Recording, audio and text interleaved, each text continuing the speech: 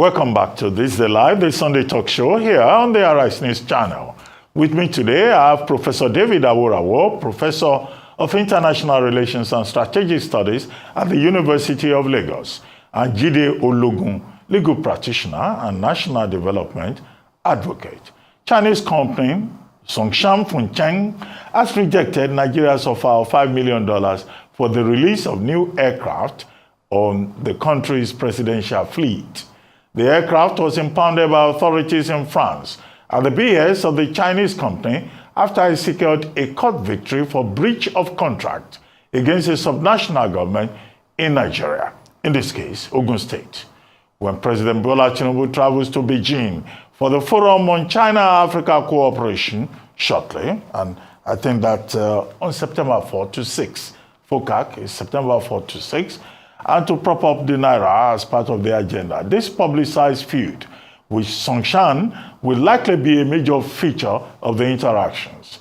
The firm has described its ordeal with Nigeria as a foreign investor's worst nightmare. Meanwhile, unlike taxi firm, Bolt has restricted inter-country requests between Nigeria and South Africa after the two countries' social media rivalry reached an all-time high or low, with people booking and then canceling rides in the other nation as a prank. The drivers were pawns in this malicious game, as they were sent on a wild goose chase to find passengers who weren't even in the same country. It is unclear how this Bolt war started, but social media users in sub-Saharan Africa's two biggest economies have a long history of trolling each other. The Bolt war also reportedly caused prices to surge in both countries, leaving many people stranded as they couldn't afford to pay for their rides. And now to American politics, where the Democratic National Convention won down on Friday in Chicago, with Kamala Harris formally accepting the nomination to be president. It was a lively final night with speeches from Elizabeth Warren and Gretchen Whitmer and a performance from Pink. From Chicago, Arise international correspondent Faith Orr sent in the following report. Meanwhile, in a related development, Republican candidate Donald Trump, touting plans on taxes and health, has tried to turn the page on a week in which he was overshadowed by Kamala Harris and struggled to focus on policy issues ahead of the November election instead of personal attacks in the U.S. Presidential race. And now joining me to look at some of these international issues, including the crisis in the Middle East, where Hezbollah has fired rockets and Israel feels obliged to return with fear of an all-out war in the Middle East. I'm now being joined by Jideofor Adibe, Professor of Political Science at Nasarawa State University, Kefi, and founder of Adonis and Abe Publishers in Abuja, Nigeria. Good to see you, Professor Jideofor Adibe. Thank you for joining me. Thank you, Dr. Abati, and welcome back from your holidays. Well, thank you. It's good to be back. I saw the photographs. Yes, before we talk, about international issues, let's start with, well, it's also international, of course, about the jet, the new jet that the president acquired. People are complaining. They say they want more details. How much did it cost? What happened to the old aircraft in the presidential jet? Just questions about transparency and accountability. And then the seizure of Nigerian properties, sovereign assets by a Chinese company in Liverpool, in France, and also now in Canada, because a Supreme Court in Quebec has also ruled that Nigerian assets, a Bombardier aircraft belonging to the Nigerian government, connected to the OPL 247 issue, can be attached also. Now, what they say that the arbitral court awarded to the Chinese company is $70 million. It looks like they are in every jurisdiction. They want to attach every asset belonging to Nigeria. What lessons can we learn from that? And then the issue about transparency and accountability in the procurement of an aircraft for the president. Yeah, thank you very much, Dr. Bati. Let me start with the issue of transparency. I think Nigerians are right to demand details of the purchase. I read somewhere that it was purchased for $100 million and that a similar one was bought somewhere for $15 million. And some of the defenders of the decision to buy the presidential aircraft complained that the presidential aircraft is 19 years old and was bought under Obasanjo. And then I also read something that the American, the one that carries the American president, Air Force One, I think, is 34 years old. So it's the government really needs to come clean. Did he purchase it with $100 million, using another $50 million to fit it? We need to know, did it pass through budgetary processes and the rest? But this also adds to lack of the opacity in much of the transactions of the government. And if you talk about the Chinese, don't forget, the lesson is very clear. In the year 2021, the Chinese government, for a loan of $207 million, seized Entebbe, by Ugandan government, seized Entebbe airport and confiscated a number of assets because that money was owed to the Chinese Import-Export Bank, Exim Bank. So it is a lesson, especially for the government that has been binging on Chinese loan. In fact, figures from the Debt Management Office shows that as at December 2023, we are owing the Chinese government $5.16 billion. So you can imagine what will happen if we default. This is a signal of something to caution us against binging on debts.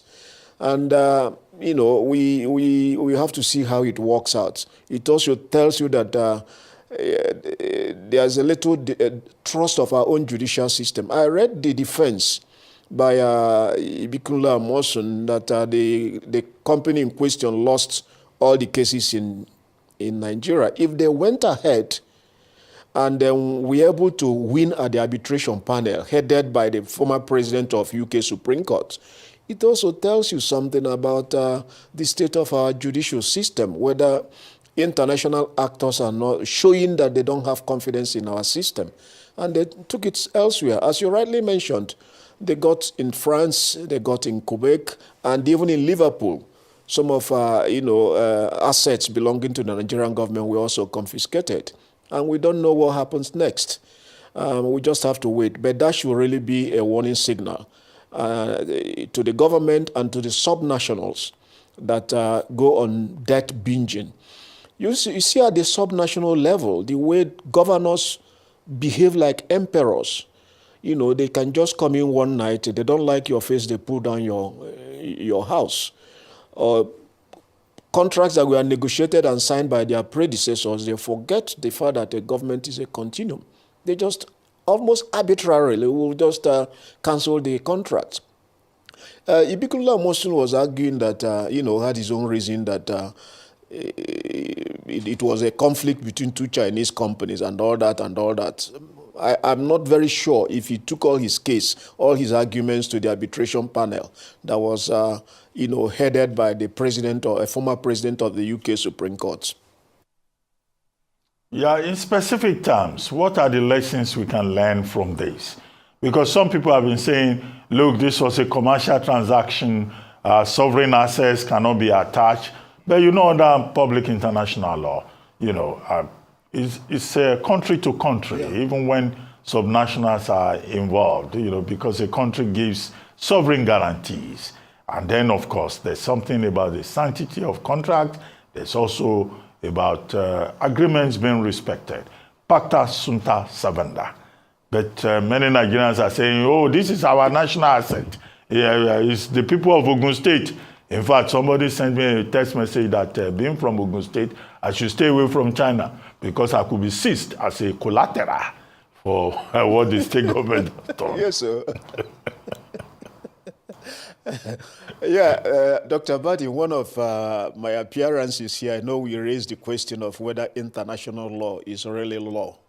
There is no known international law that has not been, quote unquote, violated. So, and the court, the UK courts and Canadian court, I think it was the Canadian court that rejected the whole notion of sovereign immunity. And the point now is there is enough embarrassment for the country, and you cannot be expecting international investors to come around when this has really gone viral, when this is like a caution to prospective investors. And then for debt binging, people who kept on accumulating debts, hoping that somehow at the end of it they will go again to beg for debt forgiveness. That should be a cautionary note. The Chinese, they say they don't smile. They may have small eyes, as people say, but they see opportunities and they know how to fight back. So we have to be very careful. Also, the idea of how to monitor more the behavior of governors, because we tend to focus excessively on what happens at the centers, forgetting that the way some of the governors carry themselves, it's just worse than being an emperor. You know, you can imagine in virtually all states, in most of the states, if you have a disagreement with your predecessor, some of the projects they start, contracts signed, you see that they just cancel them. And we saw that in several, not just with this case. We saw that with Jokota, we saw that with Obasanjo's effort to, concession our oil refineries, which are Yaradua again cancelled, and they refunded the money to Dangote. These are part of the things we should be looking at: sustainability and making sure that projects that were embarked upon by one's predecessors are properly protected by law. The contracts that establish those working arrangements, and that because you are called Your Excellency at your state level, you behave like emperor, and at your whim and caprice, you just do whatever you like. So that's a caution, a note that we should be very careful in what we do. And as you say, Dr. Abati, when they run out of assets to be seized, they can come to you. You are lucky when you were vacationing in the UK, they could come after you and as a face of Nigeria and then take you away. Well, I'm back home now. No Chinese is going to take me as collateral. Anyway, do you think that there's a chance for President Tinubu at the diplomatic level when he goes for the Forum on Africa-China Cooperation in September to address this issue diplomatically? Although, law says arbitration awards under New York Convention can be enforced. Yeah, I think there are prospects. One, because we are highly indebted to China. We are owing them $5.16 billion according to the data from the DMO, Office of Debt Management Office. So it is in our own interest that we do not aggravate situations that will make it difficult for us to reschedule debts that are maturing. We're also an important market for China, and I hope that the Chinese government will also realize that and be able to. The company has made its point. Be able to see this as create room for further negotiations. It's also a lesson for the subnationals. I do not believe most of the things that Governor Ibikunle Amosun said, because the governors tend to be the same across the country. Emperors that do not want to be challenged. I think that the grounds are there. People say, very rich people say that the reasons the banks, if you owe banks a lot of money, it's easy for you to negotiate. But if you owe a little and what the collateral you have can offset your debt, the banks will come after you immediately. So because we are highly indebted, if you follow that logic, because we are highly indebted to them and they don't want to risk our reneging on those debt obligations, that will make the Chinese government hopefully be more willing to negotiate. And the fact that we're also an important market for them. Okay, let's talk quickly about this taxi war between Nigeria and South Africa, triggered by a beauty matter. Chidinma Adetshina who is now participating in the Miss Universe program in Nigeria, who was rejected in South Africa. Issues raised about her mother's nationality and about her own identity. Now Nigerians have taken it to the level of a taxi war, boat war, as it is otherwise known. Why is it that perpetually Nigeria and South Africa we seem to be at war, at a people-to-people level, considering the fact, again, that Nigeria spent millions, if I may say billions perhaps, to pursue the end of apartheid in South Africa. Do you think that the South Africans are ungrateful to the Nigerian nation? Dr. Abati, your last statement is very common with Nigerians. They say others don't respect us for what we did for them. South Africa doesn't respect us for our role in the apartheid struggle, anti-apartheid struggle. But in international relations, your respect is not determined by your past benevolence. It is purely a function of the current leverages you are able to bring on the table. So, yes, you did something right in the past, but that doesn't matter. The stomach does not remember the fact that you gave it breakfast when it gets the pangs of hunger starts hitting you in the night, in the evening for your dinner. So we just have to go beyond that sense of entitlement. And even when people say they don't remember, we have a number of Nigerians working in South Africa and remitting money. And their role in the remittance of economy, should not be overlooked. But then to go back to that, the war on Uber war, what caused it, the way I read it, was not necessarily the Chidinma additional issue, but just prank by a South African guy who held a boat, because they were able to get access to the boat app in Nigeria, and then asked the boatman to pick him up at a certain spot in Cross River State. And when he was very close, the guy just canceled. And then he made a short clip of that. And that kind of enraged Nigerians, not enraged, but we say that we consciousness is higher when there is an external enemy to fight. I'm sure you read the book 1984, how George Orwell used it to paint the picture of a totalitarian state. So that's really what triggered it. But some people actually believe that Nigeria is more like envious of South Africa. Because if you look at it, Nigeria used to be the #1 African economy, and at least since the time it was rebased under Jonathan government. Now it's now in the 4th position. South Africa's GDP is 400 billion, almost 400 billion. Second position now has gone to Egypt. The 3rd position has gone to Algeria, and Nigeria is lagging at the 4th position. And it keeps attached to its past of the big role, the big brother role it played during the apartheid struggle in South Africa. There are other things that are probably the issue in South Africa-Nigeria relation. Sometimes they talk about xenophobia, but xenophobia is also here in Nigeria. In fact, you find prejudice in almost all societies. At the heart of some of them is South Africa is comparatively a smaller country than Nigeria. We used to call ourselves the giant of Africa.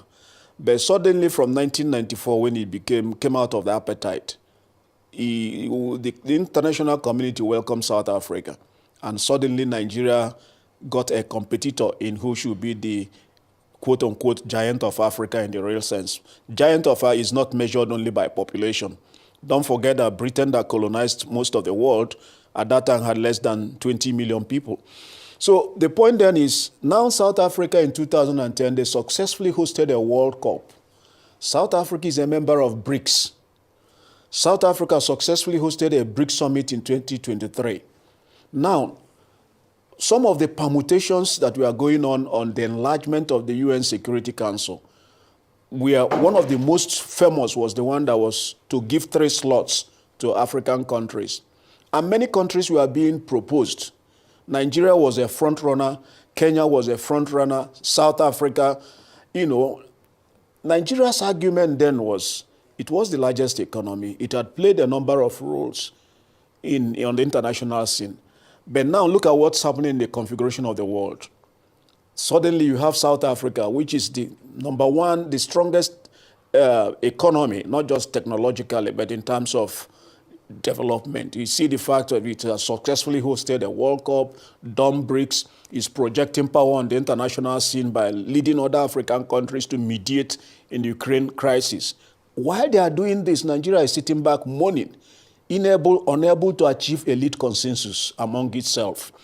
Then, of course, you have another now. If South Africa takes the slot that should come to Black Africa, Egypt has always been saying, look, we are the bridge between Africa, Black Africa and the Arab world, which, seemed at that time to resonate to a number of international diplomats.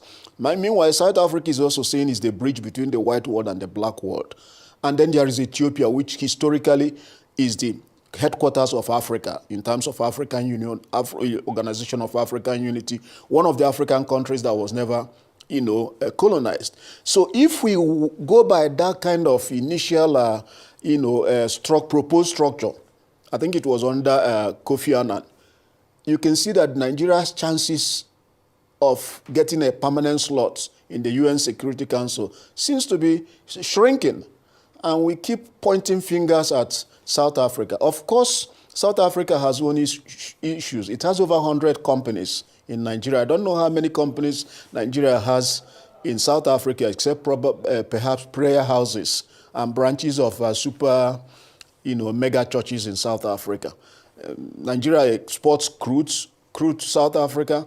You have a whole series of things they import from South Africa, including apples. So there's been a kind of rivalry that South Africa seems to look down on Nigeria, probably because we are not able to get our acts together. Okay. But there's much more to it. Okay, Professor Adibe, let's go to the United States, where it looks like the presidential race is entering its final stretch. Recently, the Democratic Party had its national convention, with Kamala Harris delivering a very powerful speech, standing on her feet, breaking the glass ceiling. So we have Kamala Harris, Tim Walz, effectively endorsed. But at the same time, on the Republican side, we have Robert F. Kennedy Jr.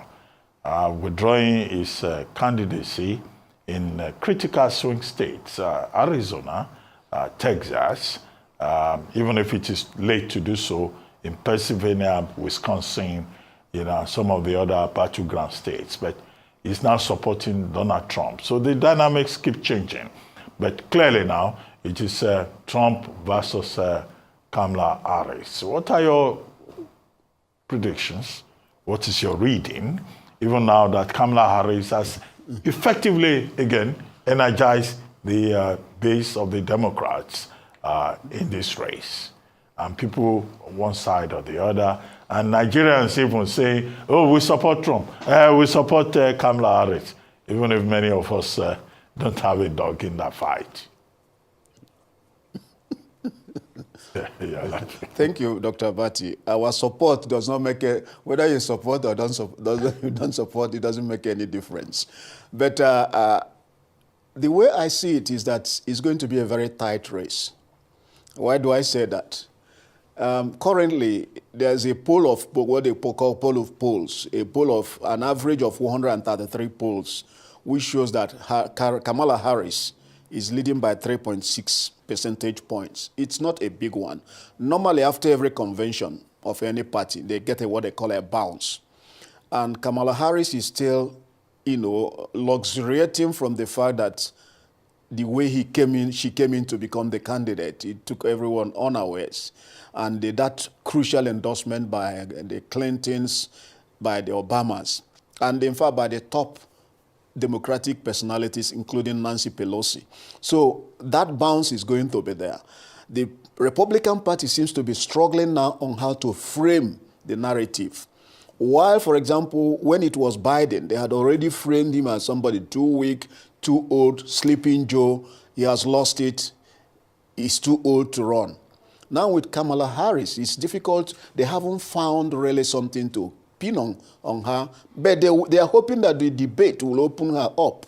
Remember in 2019, she tried to run for the to be the presidential candidate of the Democratic Party. You know, it didn't work. And Trump, you know, as expected, puts a jab. Democratic Party are united in many ways because they have successfully framed Trump as somebody who is a threat to American democracy. They framed him as somebody who lies repeatedly. And then Donald Trump himself has said that he will use state powers to come after opponents. These are scary. They painted a picture of somebody who is extremely scary.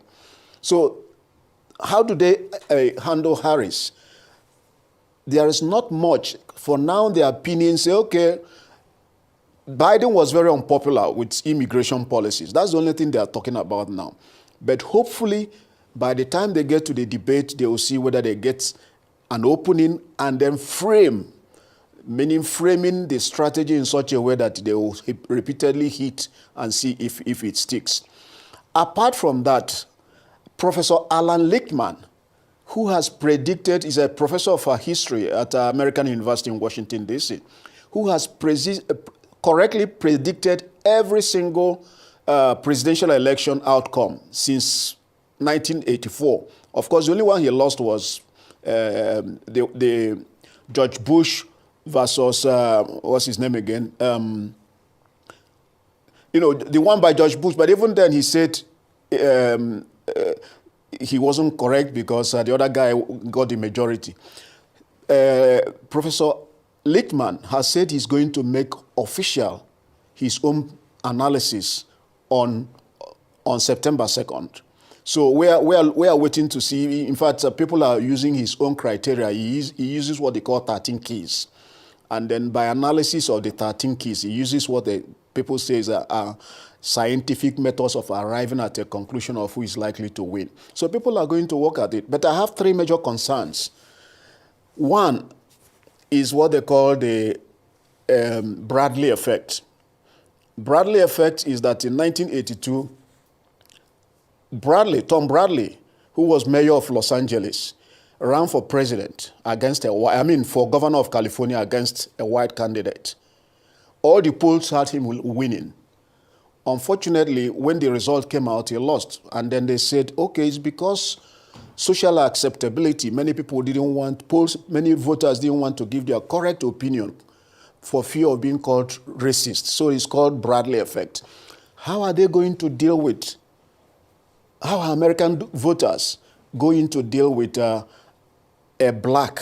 She's called black following the one drop rule. Once there is a drop of black blood in you, you're black. How are they going to deal with a black candidate again? How are they going to do? Are they ready for a female president? These are things we don't know how it will work out. And then there is something they call October surprise, which military strategists will call fog of war. When you plan every strategy, there's always something you have missed that will come to be a game changer. So people usually watch out for October. Is there any new dynamic around October that will change the trajectory of the election? Okay, that's what we're waiting. Right now, the September 10 debate. I get your point, Professor Adibe. The unknown factor, the X factor, coming into play possibly in the American election as the process enters its final stretch. The case you were trying to remember, I guess, must be George Bush versus Al Gore, I think. Al Gore, right? Al Gore, yeah. Thank you very much. Yeah. Well, thank you very much for joining me on this live, the Sunday Talk Show.